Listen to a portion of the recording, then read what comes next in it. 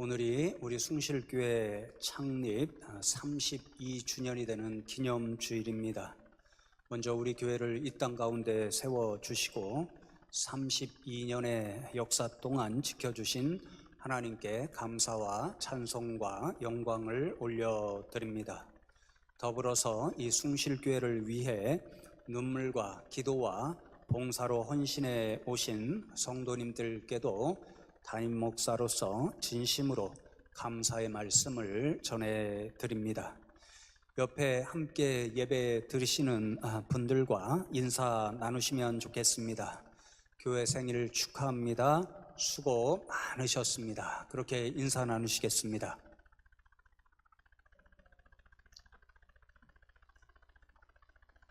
오늘은 함께 읽은 에스라서 말씀을 가지고 교회는 재건되어야 합니다 라는 제목으로 말씀을 함께 나누겠습니다.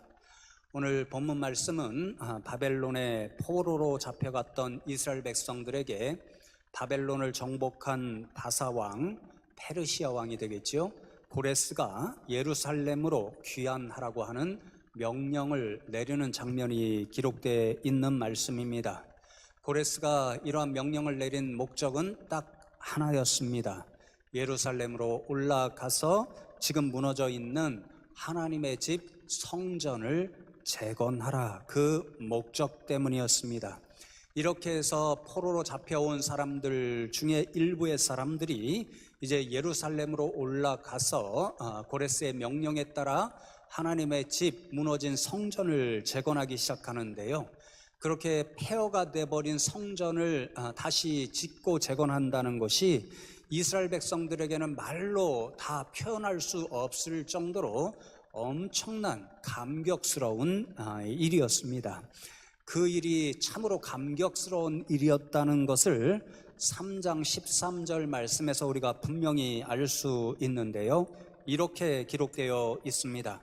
백성이 크게 외치는 소리가 멀리 들리므로 줄거이 부르는 소리와 통곡하는 소리를 백성들이 분간하지 못하였더라, 그렇게 말씀합니다.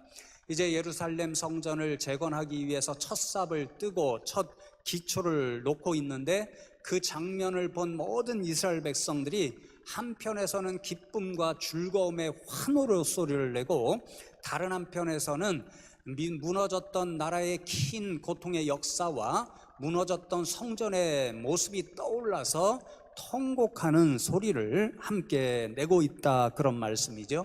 그처럼 이스라엘 백성들에게는 무너지고 폐허가 되어버린 그 예루살렘 성전을 바라보면서 한편으로는 기쁨과 또한 즐거움으로 환호를 하고 한편으로는 감격의 눈물을 흘릴 정도로 굉장히 감동스러운 일이었습니다.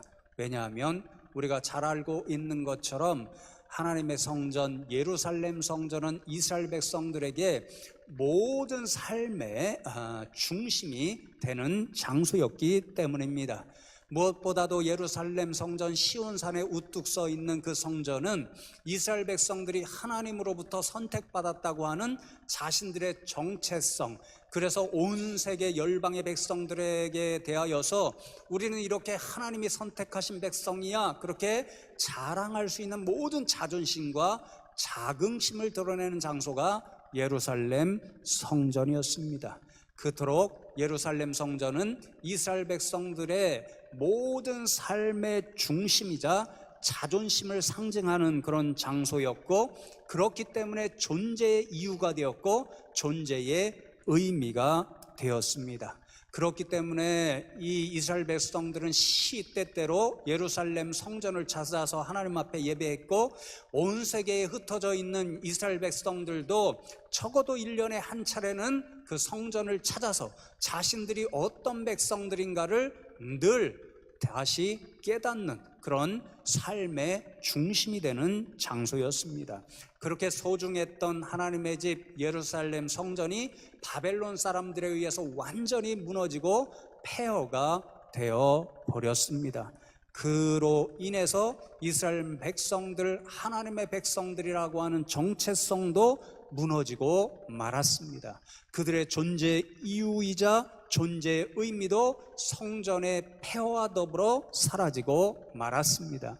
그들의 모든 삶의 중심이 되었던 그 성전이 무너짐과 더불어서 그들의 삶의 중심도 뿌리채 뽑힌 사건이 되어버렸고, 민족의 자긍심과 자존심마저 완전히 무너져 버리고 말았습니다. 그런데 성전을 재건하는 일을 통해서 무너졌던 이 모든 것들이 회복된다고 하는 그런 생각을 하게 되니까 한쪽에서는 기쁨의 눈물을 흘릴 수밖에 없었고, 다른 한편으로는 모든 역사를 청산하는 장면에서 그 모든 역사를 돌아보면서 한이 서린 그런 눈물을 흘리는 그런 감동의 장면을 만들어 내었습니다. 저는 이 장면을 상상하면서 이런 감동과 감격이 오늘 이 땅의 교회들 가운데, 그리고 창립 32주년을 맞이하는 우리 교회와 여러분들 가운데 일어나기를 간절히 기도하고 소망하면서 오늘 말씀을 준비했습니다. 우리 교회도 이 이스라엘 백성들이 무너진 예루살렘의 성전을 보는 것과 같이 참으로 심각한 위기와 어려움의 순간을 경험하고 있습니다. 코로나 현실의 앞에서 하나님의 집, 이 땅의 교회들이 무너지고 또 수많은 위기를 경험하고 있다는 것을 우리는 생생하게 보고 있습니다. 총회 보고에 따르면 우리 교단 교회만 9,500여 교회가 된다고 합니다. 그런데 그 교회들 가운데 절반 가까운 교회들이 개척교회와 같은 미자립 교회로 지금 지내고 있습니다. 그런데 우려하는 목소리에 따르면 올해 안에 1,500교회에서 2,000여 교회 되는 미자립 교회가 이 위기 상황을 극복하지 못하고 어쩌면 문을 닫을 수도 있다라고 하는 걱정스러운 소리를 종종 듣고 있습니다. 그렇다고 자립하고 있는 교회들의 형편이 그다지 좋은 것도 아닙니다. 정부의 보고에 따르면 내년 연말이나 안정적 시기인 백신이 나올 수 있다고 하고, 그때부터 교회 생활이 예전처럼 완전히 회복되어서 완전한 그런 기쁨을 가지고 이곳에 나와 함께 예배하고 교제하고 식사하는 그런 일들이 회복될 것으로 전망합니다. 모든 목회자의 관심이 그러한 이야기들을 나눌 때에 어디에 있냐면요, 내년 연말에 정부의 예측대로 모든 상황이 극복되어서 이 교회가 또 예배가 교제가 회복될 때에 지금과 비교할 때 교회가 몇 퍼센트 수준에서 회복될 수 있을까? 다시 온전하게 이전처럼 사역하고 예배할 수 있을까? 거기에 있습니다. 좋은 마음과 생각, 긍정적인 마음과 생각을 갖고 예상하는 분들이 70%를 예상하고 있습니다. 예배에 동참하는 교인 수도 70%, 교회 학교에 나오는 우리 아이들도 70%, 교회가 운영해야 할 재정도 70%에서 다시 시작할 것이다. 그러니까 3분의 1 정도 혹은 그 이상의 무너진 터 위에서 교회가 다시 시작되고 회복되어야 한다는 그런 전망을 듣고 있습니다. 더 큰 어려움은 세상이 교회를 지금 너무도 미워하고 있는 현실 가운데 교회가 직면하고 있다는 사실입니다. 전도의 문이 점점 더 막혀서 부흥이 어려울 것이라고 하는 그런 암울한 예측들이 많이 들려지고 있습니다. 그러니까 내년 연말에 교회가 다시 온전한 모습으로 예배하고 회복되는 그 자리가 시작되는 그 모든 상황이 너무도 힘겨울 수밖에 없다는 것을 우리는 예상합니다. 성도 여러분, 그럼에도 불구하고 우리는 하나님께서 세워주신 이 숭실교회를 다시 회복하고 재건해내야 하는 사명을 감당해야 합니다. 저와 여러분이 어떻게 이 사명을 감당할 수 있을까요? 오늘 이스라엘 백성들이 예루살렘 성전을 재건하고 하나님의 교회를 회복하는 이 모습에서 보여주는 두 가지 믿음이 있습니다. 저와 여러분도 하나님께서 이 시대에 맡겨주신 이 어려움을 당한 교회를 회복하고 재건하는 사명을 감당하기 위해서 이들이 보여주고 있는 이 두 가지 믿음을 본받아서 이 사명을 감당하게라고 노그라고 하는 그 믿음을 결단하는 오늘 예배 시간이 되면 좋겠습니다. 첫 번째로, 하나님의 교회를 회복하고 재건하는 일에 나도 기꺼이 동참하겠습니다. 이 믿음을 저와 여러분 성도 모두가 가지실 수 있으면 좋겠습니다. 여러분, 에스라 6장의 말씀을 보면 예루살렘으로 돌아온 이스라엘의 포로되었던 사람들이 드디어 무너진 성전을 완전히 재건해서 기쁨과 찬송으로 하나님 앞에 올려드리는 봉헌식이 기록되어 있습니다. 그러나 그 과정까지 가는 모든 발걸음이 결단코 쉽지를 않았습니다. 포로 상황에서 돌아온 예루살렘의 사람들이 그 성전을 재건한다는 그런 이야기를 듣고 사마리아 사람들, 주변의 이방 사람들이 온갖 위협과 살인의 협박을 하면서 그 일을 방해합니다. 그래서 한 20년 동안 성전 재건하는 일이 중단되고 말았습니다. 그럼에도 불구하고 마침내 그 모든 위협과 협박과 고난을 물리치고 하나님의 성전을 재건하는 일을 완수할 수 있었습니다. 어떤 모습으로 이 일에 임했길래 이러한 일을 완수할 수 있었던 것일까요? 예루살렘으로 돌아가서 무너진 성전을 재건하라는 고레스의 선포가 있었을 때에 내가 가서 그 일을 감당하겠습니다라고 하는 믿음의 사람들, 믿음으로 반응한 사람들이 있었기 때문에 그 일이 가능했습니다. 사실 오늘 본문 말씀 1장 1절을 보시면 고레스의 선포는 하나님께서 자신이 약속하신 말씀, 예레미야 선지자와 같은 선지자를 통해서 언젠가는 예루살렘을 회복하여 줄 것이고 이스라엘 나라를 회복하여 줄 것이다라고 하신 자신의 약속의 말씀을 성취하려고 이방의 왕이었던 고레스 마음을 감동시킨 하나님의 역사였습니다. 그러니까 이 모든 것이 고레스의 계획이 아니었고 하나님의 계획이었고 하나님의 부르심이었습니다. 예루살렘으로 가서 나의 무너진 전을 재건하라고 하는 하나님의 부르심에 네, 제가 가서 그 일을 감당하겠습니다라고 하는 응답한 사람들이 있었기 때문에 저를 그 일에 사용해 주십시오, 그렇게 믿음으로 간 사람들이 있었기 때문에 그 재건하는 일을 완수할 수가 있었습니다. 그래서 성도 여러분, 제가 오늘 본문에 이어지는 1장 5절의 말씀을 읽으면서 굉장한 감동을 받고 많은 도전을 받았습니다. 이렇게 우리들에게 말씀해 주십니다. 이에 유다와 베냐민 족장들과 제사장들과 레위 사람들과 그 마음이 하나님께 감동을 받고 올라가서 예루살렘의 여호와의 성전을 건축하고자 하는 자가 다 일어나니, 그렇게 말씀합니다. 처음에 기록되어 있는 이에라는 말씀과 마지막에 기록되어 있는 일어나니라는 말씀이 굉장히 중요한 말씀인데요, 우리말 성경에는 처음과 끝에 이렇게 따로 번역이 되어 있지만 히브리어 원문을 보면 이에 일어났다 한 단어로 이 구절의 맨 앞에 강조되어 나타나 있습니다.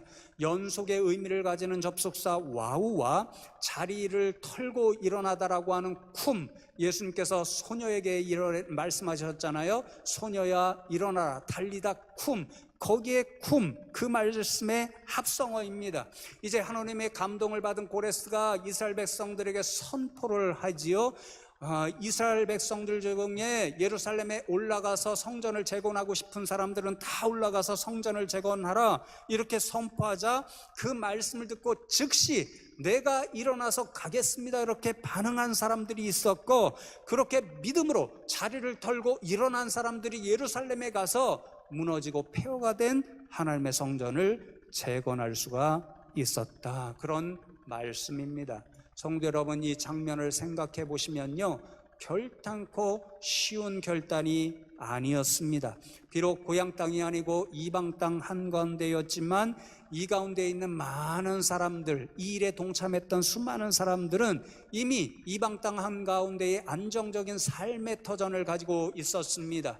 예루살렘으로 올라간다는 것은 그 안정적인 삶의 터전을 포기한다는 뜻과 같았습니다. 지금 예루살렘은 바벨론에 의해서 완전히 폐허가 되어버린 장소입니다. 살기에 쉬운 장소가 아니었습니다. 더욱이 수년 동안 이 가뭄이 들어서 경제적으로 매우 어려운 상황이 펼쳐지고 있었습니다. 그곳에는 이제 이스라엘 백성들만이 살고 있는 것이 아니라 주변에 수많은 이방 백성들이 들어와서 살고 있었기 때문에 갈등이 예상되는 그런 상황이 놓여 있었습니다. 같은 유다 민족 사람들에게도 남아있던 사람들, 그리고 이방 땅으로 붙잡혀 갔다가 돌아온 사람들 사이에 갈등이 역시 예견되는 상황이었습니다. 예루살렘에 가서 올라가면요, 모든 상황이 쉽지 않아서 온갖 수고를 감당해야 성전을 재건할 수 있었고, 성전 재건하는 일에 물질을 들여야만 그 일을 감당할 수가 있었습니다. 그러므로 예루살렘으로 올라간다 하는 것, 성전을 재건한다 하는 그 사명을 감당하는 것은요, 온갖 고난과 수고를 내가 감당하겠다는 그런 결단이 있을 때에만 그 일을 감당할 수 있는 사건이었습니다. 그럼에도 불구하고 오늘 이어지는 말씀에 보면요, 고레스의 선포에 즉시 응답하여 이에 일어나서 내가 가겠습니다. 가서 내 손으로 하나님의 무너진 성전을 재건하겠습니다. 그렇게 믿음으로 결단하고 반응한 사람들이 있었고, 그들이 함께 예루살렘으로 돌아가서 하나님께서 주신 성전 재건의 사명을 완수하여 하나님 앞에 기쁨으로 그 성전을 봉헌할 수가 있었습니다. 사랑하는 성도 여러분, 앞으로 이 땅의 교회들이, 그리고 우리 숭실교회가 오늘과 같은 이 위기의 상황을 극복하고 하나님의 교회를 다시 회복하고 재건할 수 있는 길이 어디에 있는가? 바로 이것이 하나님께서 저와 여러분에게 주신 시대적인 사명임을 알고 그 하나님의 부르심에 오늘 이스라엘 백성들처럼 하나님, 제가 그 일을 감당하겠습니다, 그렇게 이에 일어나는 사람들, 그런 사람들이 있을 때 이 일을 감당할 수 있습니다. 사랑하는 성도 여러분, 이것이 하나님의 부르심인 줄 알고 이 시대적 사명을 위해서 저와 여러분들도 이스라엘 백성들처럼 아멘으로 응답하며 이 일을 감당할 수 있는 저와 여러분 되면 좋겠습니다.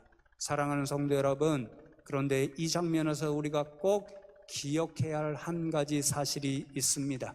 제가 이 무너져가고 있는 이 시대의 교회를 회복하고 재건하는 일에 앞장서면 좋겠습니다, 이렇게 말씀을 드리면 혹시 걱정하시고 부담을 느끼시면서 목사님, 오늘 이 성경 말씀에 기록되어 있는 사람들은 특별한 사람들이었으니까 아멘으로 응답하고 온갖 수고와 고초를 감내하면서도 하나님의 성전을 재건할 수 있었던 것이 아니겠습니까? 이렇게 반문하실 수도 있습니다. 그런데 성경 말씀을 보면 결단코 그렇지 않았습니다.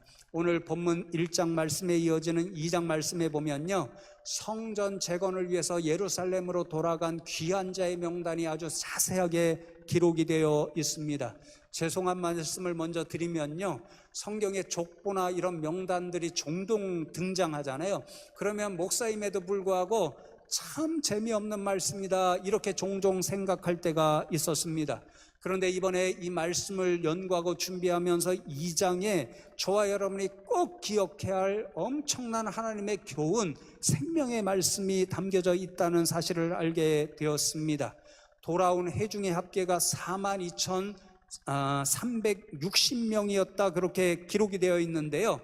어떤 사람들이 돌아왔는가, 그 구성원들의 신분이 기록이 되어 있습니다. 어떤 분들은 족장들과 같은 12지파의 지도자들이 있었습니다. 제사장들도 있었습니다. 제사장들과 더불어 성전을 섬기는 레위 지파에 속한 사람들도 있었습니다. 이 모든 사람들은 성전을 먼저 섬겨야 하는 사람들이었기 때문에 백성들을 이끌고 가야 하는 지도자들이었습니다.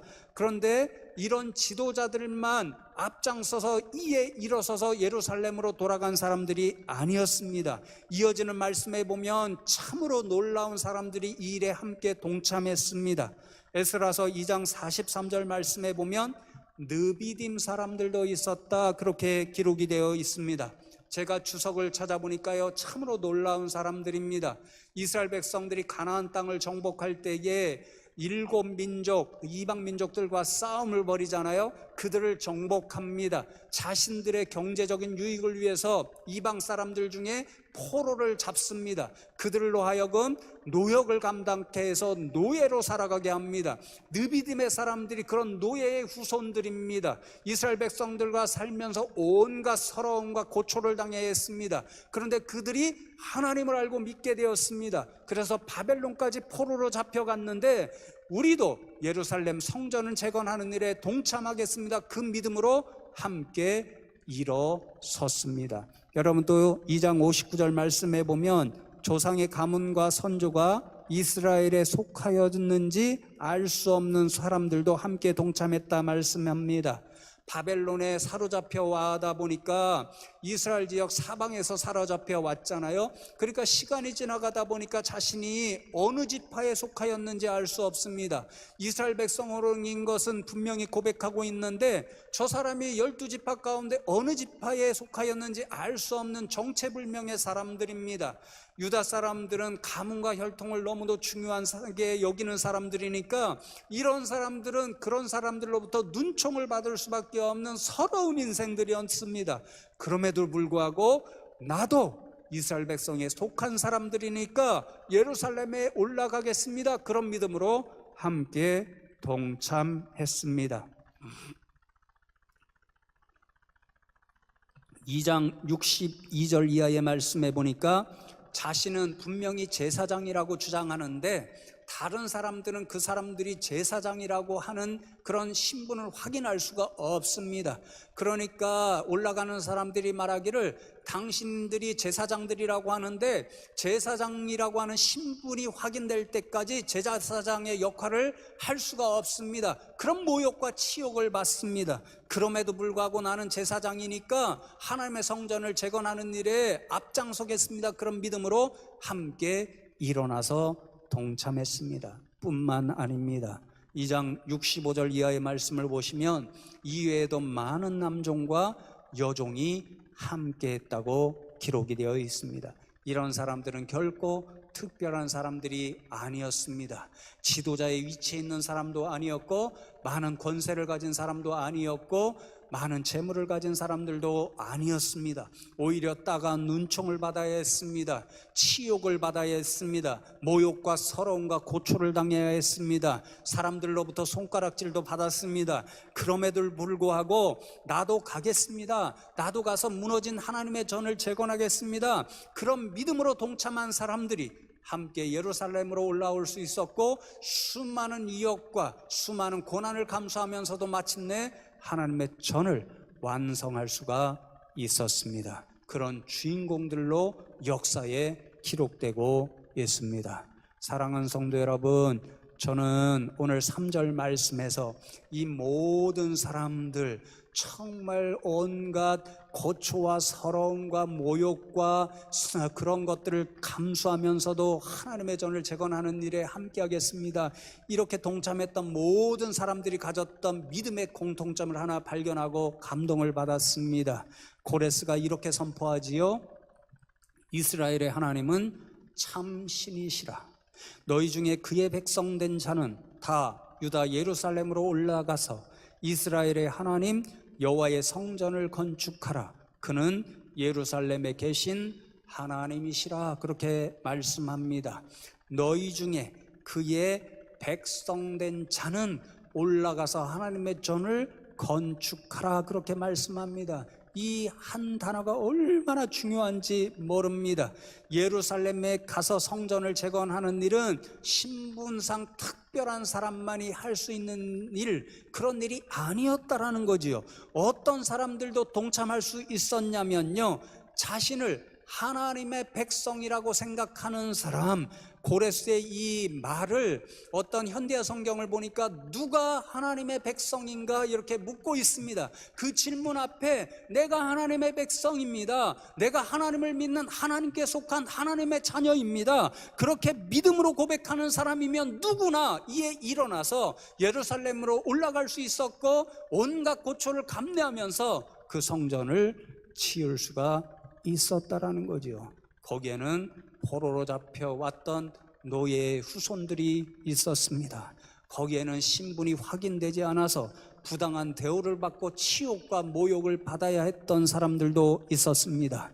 거기에는 종들이어서 신분상 수많은 고난을 받아야 했던 사람들도 있었습니다. 이런 특별하지 않은 사람이었음에도 불구하고 이 모든 사람들이 오로지 하나의 믿음, 나도 하나님께 속한 사람입니다, 그러니 가서 하나님의 성전을 재건하는 일에 나도 동참하겠습니다라고 하는 그 하나의 믿음으로 자리를 박차고 이에 일어나서 예루살렘으로 향하여 갔고, 온갖 살인의 협박과 위협과 고초를 감내하면서 마침내 무너진 성전을 재건하는 사명을 완수할 수가 있었습니다.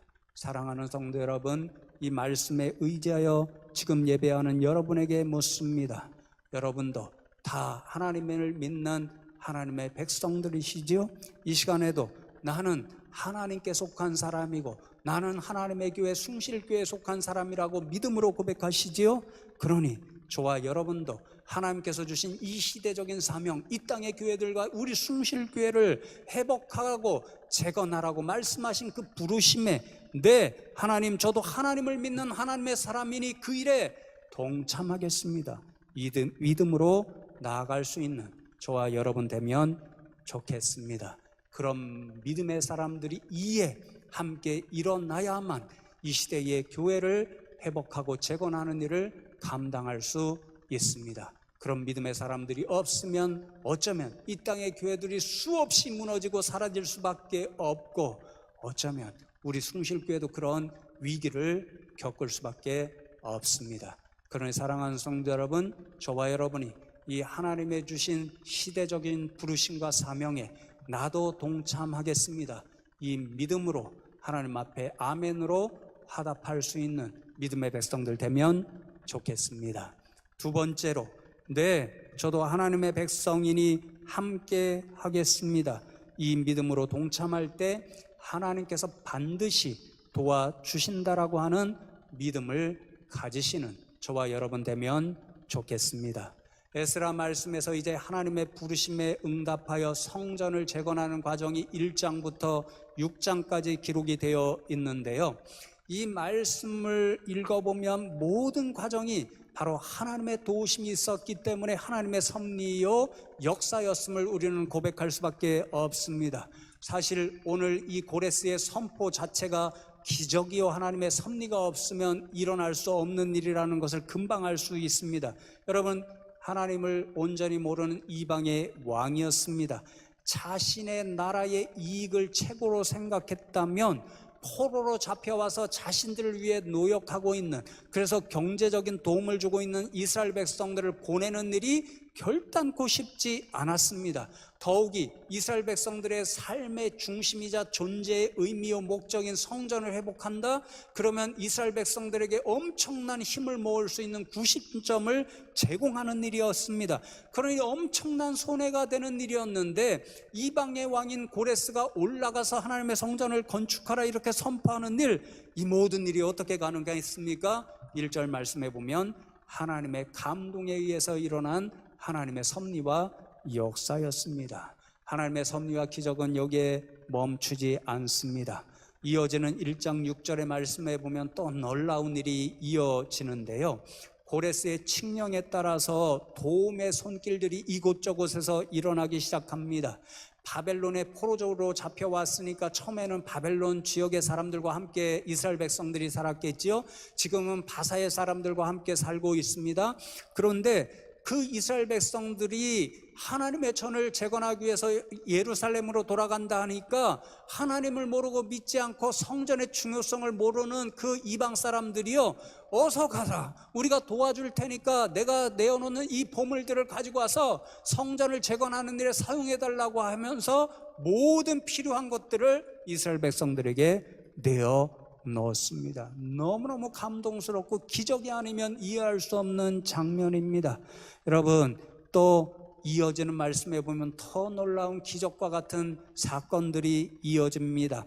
이제 예루살렘 성전을 바벨론 사람들이 무너뜨렸을 때에 성전에 있던 모든 보물과 성물들을 가져다가 바벨론 그 깊숙한 곳에 보관해 둡니다. 그래서 1장 7절 말씀을 보시면 그 상황을 이렇게 요약하지요.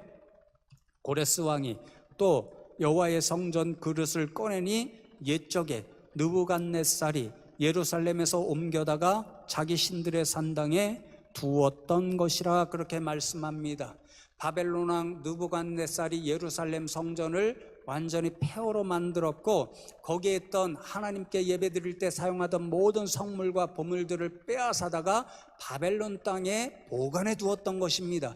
그런데 고레스가 이제 포로로 잡혀온 사람들 가운데 하나님의 전을 재건하기 위해서 예루살렘으로 올라가라 그렇게 말했을 그때에 내가 느부갓네살 왕이 훔쳐왔던 빼앗아왔던 모든 성물 보물을 내어주겠다. 그러니 이것을 가지고 와서 하나님의 전을 재건하는 일에 사용하고 성물들은 재건된 그 성전에 보관해 두어라. 이렇게 이야기하는 것입니다.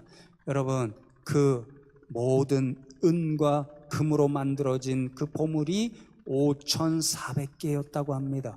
어마어마한 양의 국고 보물을 털어서 제공해 주는 것이니 이방 사람들에게 볼 때는 이해가 되지 않는 기적적인 사건이 벌어진 그런 장면입니다. 여러분, 누가 함께 하셨기 때문에 이런 일이 일어났을까요? 하나님의 섭리와 역사였습니다. 기적은 여기에서 멈추지 않습니다.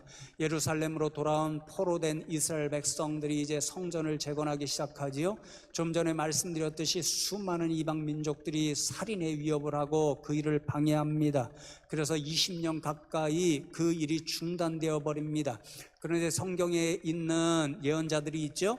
학개와 같은 사람, 스가랴와 같은 사람, 이제 학개, 스가랴 뭐 이런 성경에 기록된 대로 그 사람들이 이제 일어나서 지도자들과 백성들을 격려하고 자극하기 시작합니다. 이 중단되었던 재건하는 일을 다시 시작해야 된다. 그것이 우리에게 주신 하나님의 부르심이요 소명이요 시대적 사명이다. 그러니 빨리 일어나서 함께하자. 그래서 모든 백성들이 지도자들과 더불어 성전 중단되었던 재건하는 일을 다시 시작하여서 BC 515년에 그 일을 완성합니다. 이 다시 시작할 때에 방해가 없었던 것이 아닙니다. 더 많은 사람들이 더 적극적으로 무섭게 방해를 했습니다. 그럼에도 불구하고 그 모든 방해를 뚫고 이 일을 완수했던 비결이 있습니다. 무엇일까요? 5장 15절에 이렇게 한 절로 요약해서 우리들에게 알려줍니다. 하나님이 유다 장로들을 돌보셨으므로 그들이 능히 공사를 막지 못하고 방해하던 사람들이 재건하는 공사를 더 이상 방해하고 막지 못하고 이 일을 다리오에게 하려고 그 답장이 오기를 기다렸더라 그렇게 말씀합니다. 비밀이 어디에 있었습니까? 하나님께서 돌보아 주셨기 때문에 모든 위협과 고난을 감당하고 이기고 마침내 성전을 재건할 수가 있었습니다. 돌보았다. 이 한마디가 굉장히 은혜로운 말씀인데요. 원어를 찾아보니까 원어의 의미대로는 하나님의 눈이 유다 장로들의 눈에 있으셨다 이런 뜻입니다. 우리가 흔히 말씀하지요. 하나님께서 눈동자와 같이 지키시고 보호하셨다 그렇게 말씀하는데 돌보셨다는 이 한마디가 바로 그런 말씀입니다. 하나님께서 눈동자와 같이 백성들을 지키시고 돌보아 주셨기 때문에 이스라엘 백성들이 수많은 살인의 위협과 방해와 협박이 있었음에도 불구하고 그 모든 일을 능히 이겨내고 성전 제거의 내 사명을 완수하였다 그런 말씀인 거지요. 사랑하는 성도 여러분, 그렇습니다. 우리 하나님께서는 자신의 부르심에 응답하고 자신이 주신 사명을 감당하는 성도님들을 결코 홀로 버려두시지 않습니다. 그들과 함께해 주십니다. 그들을 돌보아 주십니다.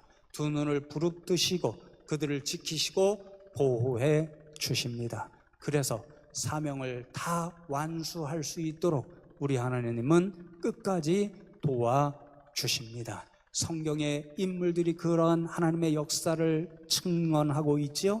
하나님께서 돌보아 주셨기 때문에 아브라함은 고향을 버리고 미지의 땅으로 나가는 모험을 감내해서 믿음의 조상이 되라는 하나님의 그 주신 사명을 완수할 수가 있었습니다.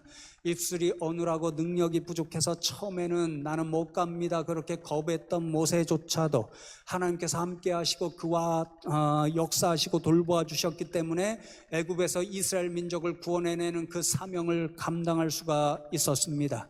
사도 바울도 참으로 여러 가지 모습으로 그 몸에 병이 있어서 약한 존재였고 수많은 고난과 죽을 위협을 감수해야 했지만 하나님께서 돌보셨기 때문에 그 모든 일들을 능히 극복하고 복음 전파라고 하는 그 시대에 감당해야 할 사명을 완수할 수가 있었습니다. 그러니 사랑하는 성도 여러분, 그 하나님께서 오늘도 살아 계셔서 저와 여러분을 돌보아 주실 줄로 믿습니다. 지금도 두 눈 부릅뜨시고 이 시대의 어려움에 빠진 교회를 회복하고 재건하라는 하나님의 부르심에 그 일을 제가 감당하겠습니다. 믿음으로 나아가는 저와 여러분을 지키시고 보호하시고 돌보아 주셔서 끝까지 그 사명을 완수하게 해 주실 줄로 믿습니다.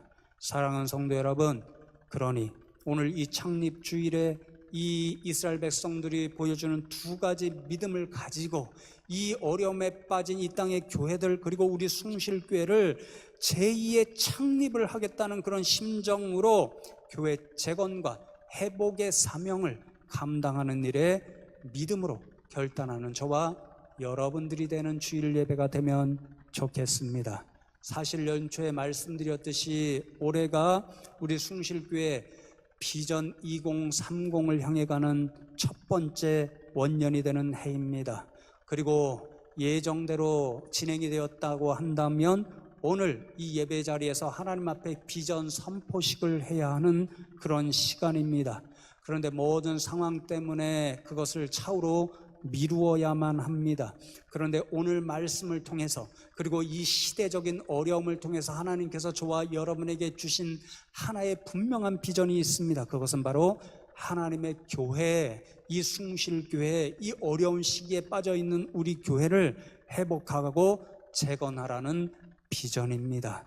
저와 여러분이 이 하나님이 주신 비전을 비록 어려운 때지만 앞장서서 감당했다는 그런 믿음으로 오늘 나아가는 저와 여러분 되면 좋겠습니다. 사랑하는 성도 여러분, 목회자로서의 마음을 여러분에게 그래서 전달합니다.